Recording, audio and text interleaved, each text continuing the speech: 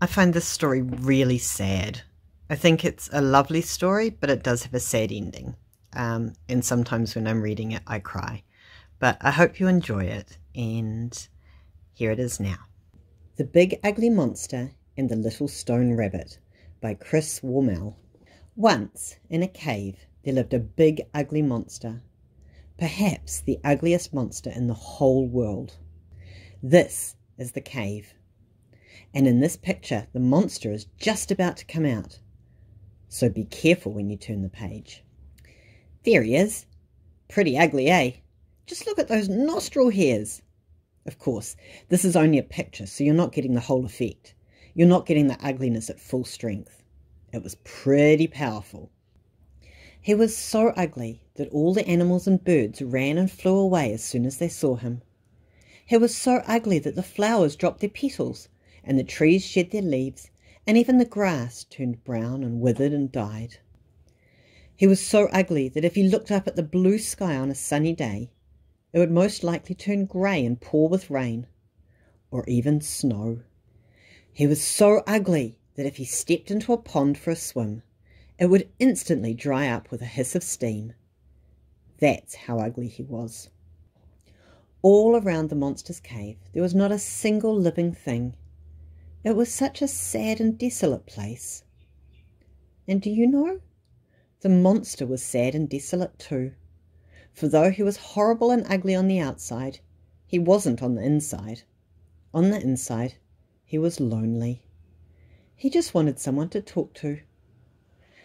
But there was no one, and so he talked to the rocks. Then one day he had an idea. He began to make stone animals from the rocks. He made a fox and a badger and a deer and a bear and a tortoise and a rabbit. They weren't very good, at least the heads weren't very good. The monster had never seen much of the real animals' heads. The back ends were better. That was the bit he usually saw as the animals ran away. When he had finished, the monster was pleased with all his stone animals, and he smiled. Unfortunately, the monster was so ugly that when he smiled, the stone animals cracked and shattered, and he was left with a pile of rubble. All except one of the animals, that is. The stone rabbit did not crack. Perhaps the stone was stronger. I don't know why, but the stone rabbit did not crack. Even when the monster gave it an extra big smile just to test it, the stone rabbit did not crack. So the monster talked to the stone rabbit, and though the rabbit did not have much to say, the monster was happy. The monster sang to the stone rabbit, and when he sang, rocks would shatter and split for miles around. And though the rabbit never joined in, not even for the chorus, still the monster was happy. Sometimes, on nights when the moon was full, the monster danced, and when he danced, the ground shook like an earthquake, and great cracks split the land, and the moon dashed away and hid behind the clouds. And though the rabbit never joined in, not even to tap its foot, the monster was happy nonetheless. Sometimes the monster did tricks. He stood on one hand and juggled and did cartwheels and somersaults, and when he did his tricks, lightning flashed, thunder cracked, the wind howled like a tornado, and the rain lashed down.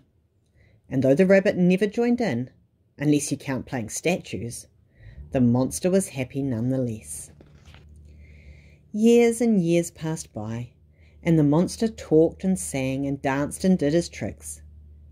And sometimes they both just sat and watched the storms roll by. And though the monster got older and older, and uglier, and his hair turned grey and his teeth fell out, the stone rabbit never changed at all. A time came when the monster was so old he could no longer sing or dance or do tricks. He could still play draughts, however, and though the stone rabbit was a poor player, even when the monster suggested some very clever moves, he was happy nonetheless. But one day the monster never came out of his cave, and the stone rabbit sat alone. That very day the sun came out and green grass began to grow. Soon the flowers bloomed and vines scrambled over rocks and hung down over the mouth of the cave. Trees grew up straight and tall, and all the animals and birds came back. It was a beautiful place now, perhaps the most beautiful place in the whole world. People would go there for picnics and admire the views, and though they never took much notice of the stone rabbit, they sometimes wondered how it had got there.